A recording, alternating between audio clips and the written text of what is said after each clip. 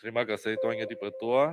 Soalan saya nombor 3 mengenai meminta Perdana Menteri, Timbalan Perdana Menteri untuk menyatakan kesesakan hospital kerajaan pada ketika ini semakin membimbangkan, di mana rakyat tidak dapat mendapat perkhidmatan perubatan dan kesihatan yang bersesuaian, di samping perlu menunggu lama bagi mendapatkan khidmat kesihatan daripada hospital kerajaan. Jadi apakah langkah-langkah kerajaan dalam meningkatkan mutu perkhidmatan kesihatan negara? Silakan Menteri. Terima kasih Yang Berhormat Sibu. Ini merupakan soalan yang sentiasa dekat di hati semua wakil rakyat. Dan terima kasih Yang Berhormat Sibu membawa isu ini.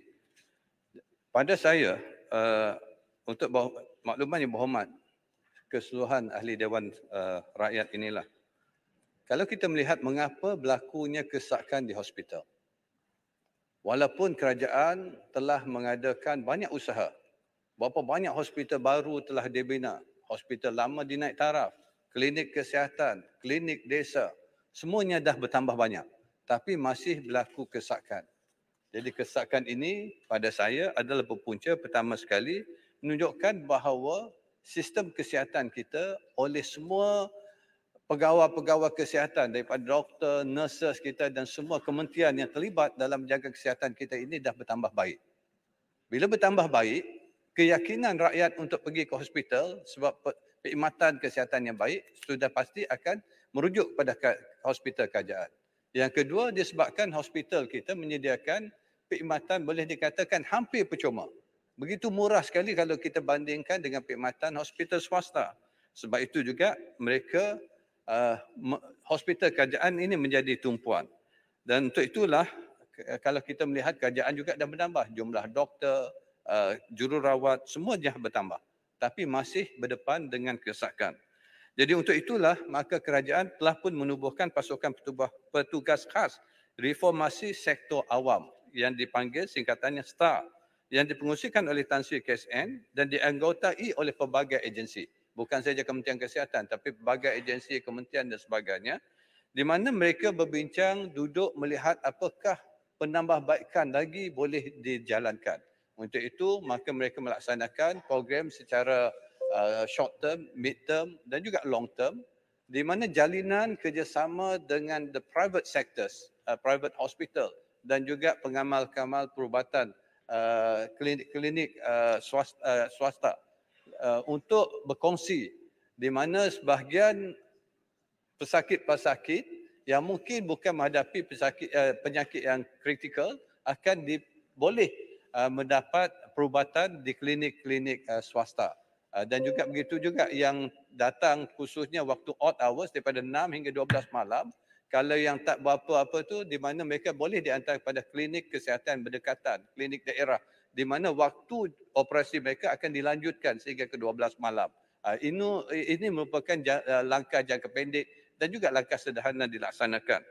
Seperti diumumkan juga dalam bajet baru-baru ini, skim perubatan madani juga telah diperuntukkan khas di mana akan diberi peruntukan untuk rakyat kita pergi berjumpa dengan pengamal-pengamal perubatan atau the GP untuk membuat rawatan yang tidak kritikal ataupun sakit demam biasa dan sebagainya. Jadi pokok pangkalnya Datuk Yang di-Pertua, mengapa hospital masih sesak? Mungkin mutu perkhidmatan kita dah tambah baik, tapi pada masa yang sama memberi gambaran bahawa adakah kita di Malaysia ini merupakan tidak mengamalkan budaya hidup yang sihat.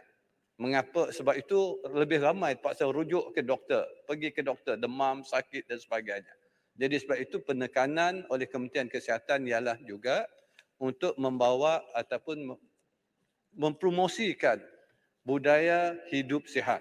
Ini amat penting sebagai preventive measure yang patut kita fokuskan. Di sinilah saya kira peranan semua ahli parlimen untuk kita jalankan program bersama dengan Kementerian Kesihatan, doktor-doktor supaya memberi kesedaran mengamalkan budaya hidup sihat ini di kalangan rakyat kita.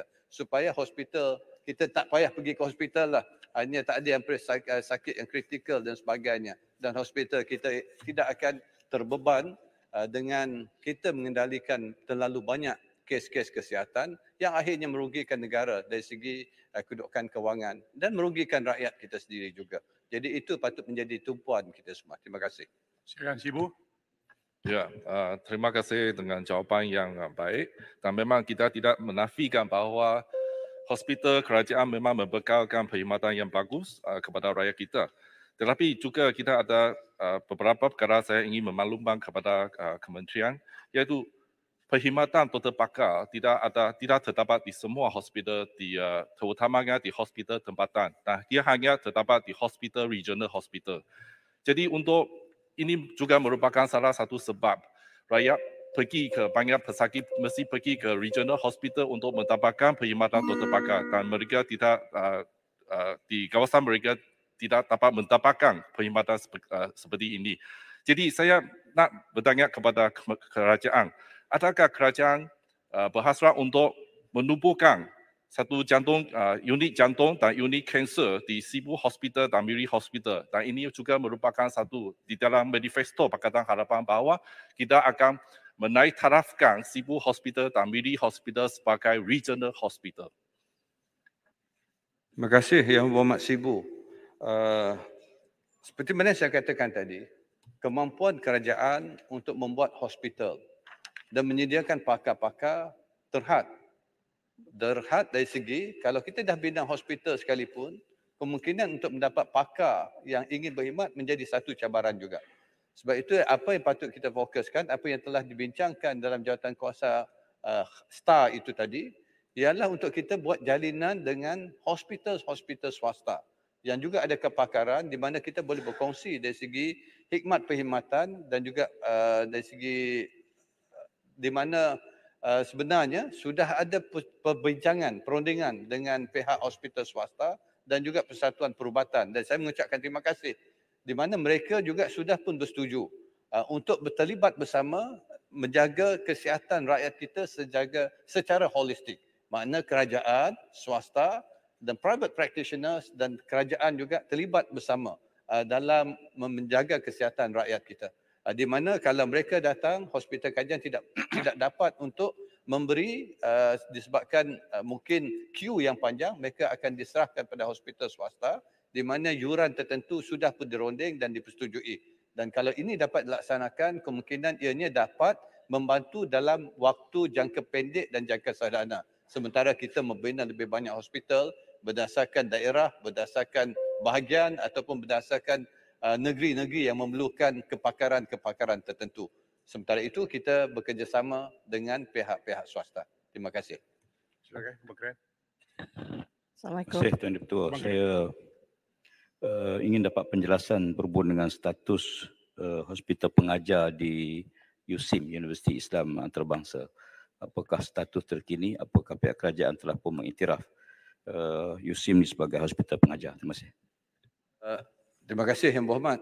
Ini mungkin sedikit terkeluar dan soalan yang agak spesifik. Saya akan membuat jawapan secara bertulis dan untuk respon pada soalan yang agak spesifik ini. Terima kasih. Baik, terima kasih Menteri. Yang Berhormat,